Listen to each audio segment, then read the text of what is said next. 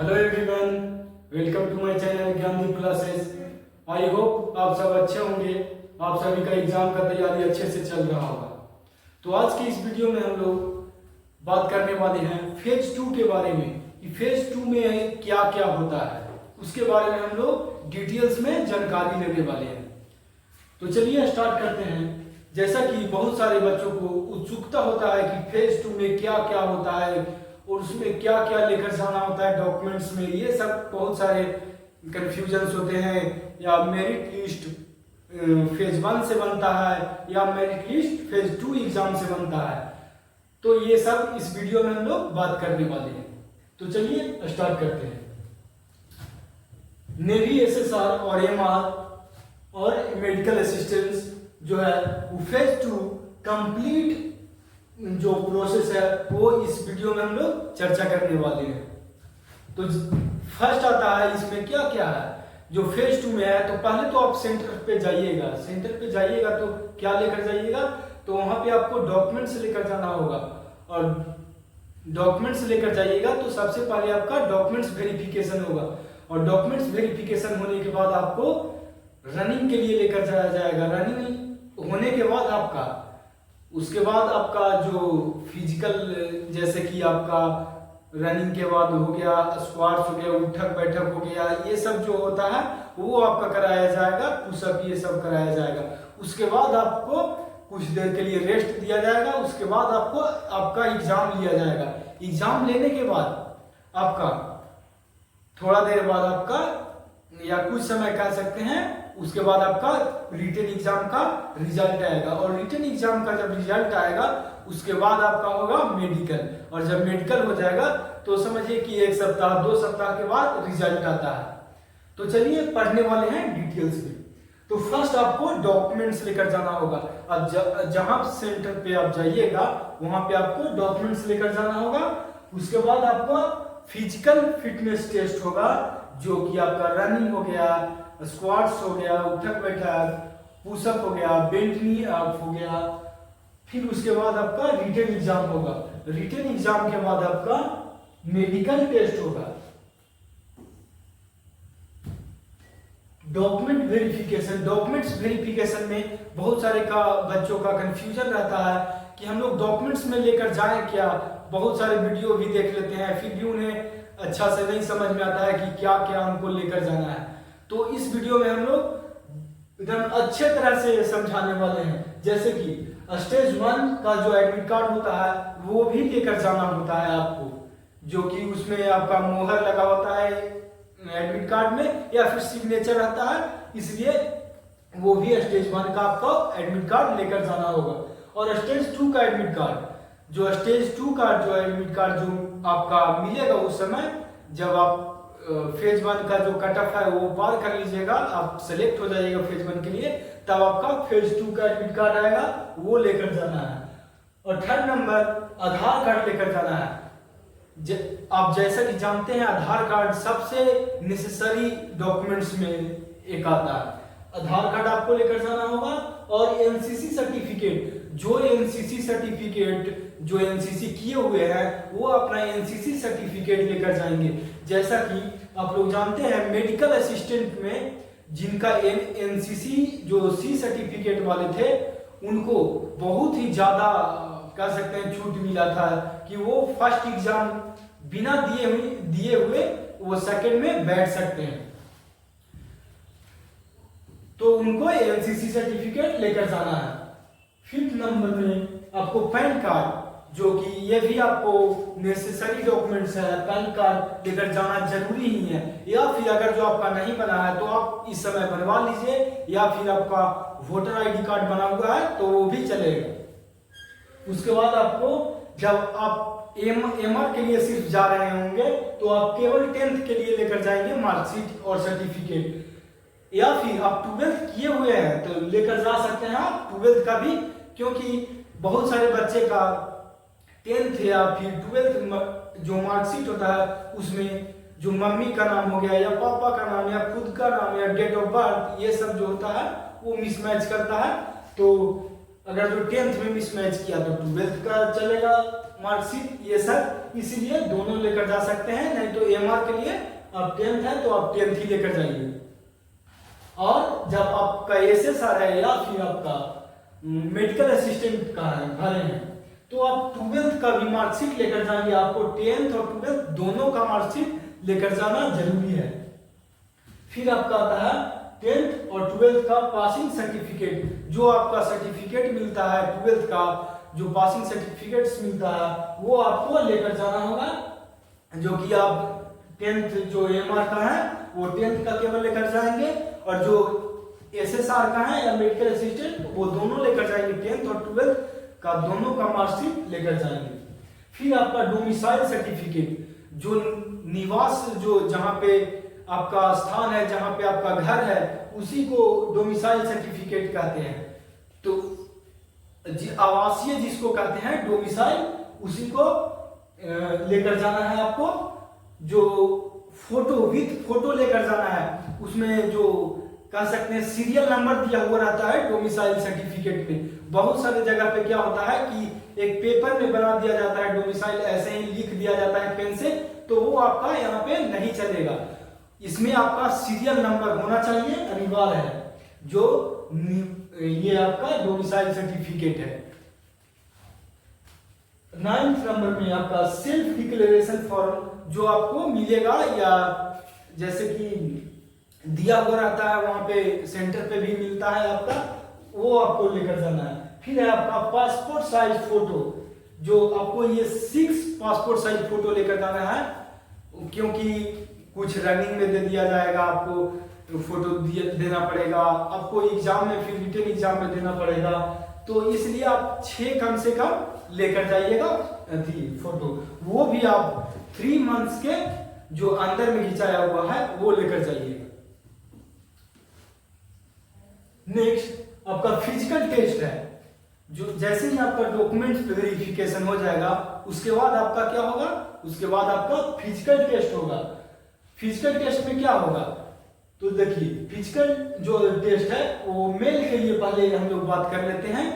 Mail के लिए जो फिजिकल टेस्ट होगा वो रनिंग 1600 मीटर का होगा, 1.6 किलोमीटर का होगा, जो कि 6 मिनट 30 सेकंड में आपको पूरा करना होगा। तो आप जब तैयारी कर रहे होंगे रनिंग का, तो आप 6 मिनट में ही पूरा करने की कोशिश करिए, क्योंकि वहां पे आपको समय नहीं मिलता है, क्योंकि आपको वहां पे लेट होता है। आप वहां पे सेंटर पे जाइएगा, डॉक्यूमेंट्स वेरिफिकेशन करवाइएगा, आपको चेस्ट नंबर मिलेगा और कुछ फॉर्म भराया जाएगा, तो आपको लेट होगा और आपको भूख भी लग जाएगा और दौड़ने में आपको कठिनाई होगी। तो इसीलिए आप 6 मिनट में ही आप कोशिश कीजिए कि हम 6 मिनट में ही क्लियर कर लें। तो आपका 6 मिनट 30 सेकंड में आपको 1600 मीटर रनिंग है। उसके बाद आपका स्क्वाट्स है, उठक बैठक जिसको कहते हैं, वो आपको 20 उठक बैठक मेल के लिए है, और पुशअप आपका 15 है। जो मेल के लिए है उनके लिए 15 पुशअप करना होगा।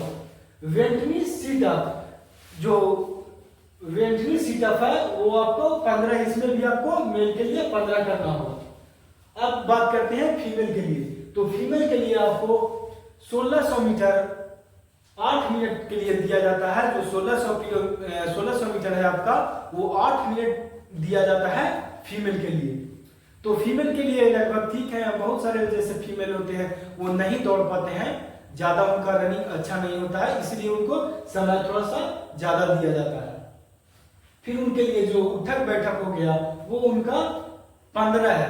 उठक बैठक वो 15 करेंगे, मेल से 5 कम करेंगे। पुशअप भी आप वो 10 करेंगे, जो फीमेल लोग हैं वो 10 करेंगे, और वेंटनी सीटअप जो है वो भी जो फीमेल है वो 10 करेंगे। यही है आपका फिजिकल टेस्ट। इतना ही आपका फिजिकल टेस्ट में होगा, और हाइट हो गया वो मापा जाएगा, और वेट मापा जाएगा। यही सब आपका फिजिकल टेस्ट में मापा जाएगा। देखिए यहाँ पे जैसे आपका यहाँ पे लगाया गया है उठक बैठक का, यहाँ पे इमेज लगाया गया है। देखिए इसी तरह से यहाँ पे उठक बैठक होता है, और जो उठक बैठक में होता है वो आपको लगातार जैसे कोई होते हैं जो स्पीड में कर देते हैं, वैसे नहीं होता है, वो आराम आराम से वो उन लोग करवाते हैं। यहाँ पे देखिए आपका तस्वीर बहुत सारा इमेज लगाया हुआ है। यहाँ पे जो उठक बैठक का है, यहाँ बैठनी सीटअप्स का है, और ये आपका पुशअप का है, इधर आपका रनिंग का है। यही आपका इतना फिजिकल टेस्ट में होगा। नेक्स्ट, इसके बाद आपका रिटन एग्जाम होगा जो कि ऑफलाइन होगा, और ये नो निगेटिव मार्किंग है, इसमें निगेटिव मार्किंग नहीं होगा। और इसका जो सिलेबस रहेगा, जो अभी जो एग्जाम दिए वो सिलेबस जो आपका है वही सिलेबस रहेगा। और ये सिलेबस क्या है, तो आपका SSR के लिए जो फर्स्ट है वो मैथ्स है आपका, ये आपका कितना पूछा जाएगा, तो ये आपका 25 क्वेश्चन पूछा जाएगा। दूसरा नंबर आपका है इंग्लिश, इंग्लिश भी आपका 25 क्वेश्चन पूछा जाएगा। 4 सेक्शन होगा, वो सारा 25-25 नंबर का SSR में पूछा जाएगा। थर्ड नंबर में साइंस होगा, और फोर्थ नंबर में आपका जनरल अवेयरनेस होगा। इसी में आपका सारा कुछ जीके ये सब आ जाएगा, आपका रीजनिंग आ जाएगा, ये सब आपका इसी में आ जाएगा जनरल अवेयरनेस में। फिर है आपका MR, जो MR के लिए तैयारी करते हैं उनका जो है वो 3 सब्जेक्ट्स होता है, जो है मैथ्स और साइंस और जनरल अवेयरनेस। आपका मैथ्स 12 पूछा जाएगा, और साइंस आपका 13 पूछा जाएगा, और जनरल अवेयरनेस आपका 25 पूछा जाएगा। तो जनरल अवेयरनेस में भी आपका रीजनिंग फैक्ट दिया जाता है, उसी में आपका जीके भी पूछ दिया जाता है, करंट अफेयर्स भी पूछ दिया जाता है। फिर आपका हो गया मेडिकल असिस्टेंट। मेडिकल असिस्टेंट्स में वही केवल जो फॉर्म भरे होंगे जो कि बायोलॉजी लिए होंगे, तो इसमें बायोलॉजी रहना कंपलसरी है। तो इसमें भी आपका इंग्लिश का 25 क्वेश्चन रहेगा, आपका साइंस का 25 क्वेश्चन रहेगा, बायोलॉजी का भी आपका 25 रहेगा, और जनरल अवेयरनेस का आपका 25 रहेगा। इतना ही आपका सिलेबस है। नेक्स्ट, उसके बाद जब आप रिटन एग्जाम दे लेंगे तो क्या होगा, रिटन एग्जाम के बाद आपका रिजल्ट आएगा, तो उसी दिन ही रिजल्ट दे देते हैं, तो थोड़ा सा लेट होगा। जैसे ही आप एग्जाम दीजिएगा आपको थोड़ा सा रेस्ट करने के लिए बोल दिया जाएगा, मतलब पानी पी लीजिए, थोड़ा नाश्ता कर लीजिए, जो लाए होंगे फल वल लेकर गए होंगे वहां पे वो अपना खा लीजिए। तो उसके बाद आपका मेडिकल टेस्ट होगा। तो जैसे ही आपका रिटन एग्जाम का जब रिजल्ट आ जाएगा तो आपका मेडिकल के लिए जो जो सिलेक्ट होंगे रिटन एग्जाम में, वही मेडिकल उनका ही केवल मेडिकल होगा। तो मेडिकल में क्या क्या होगा, तो मेडिकल में आपका ब्लड प्रेशर होगा, ब्लड प्रेशर आपका मापा जाएगा।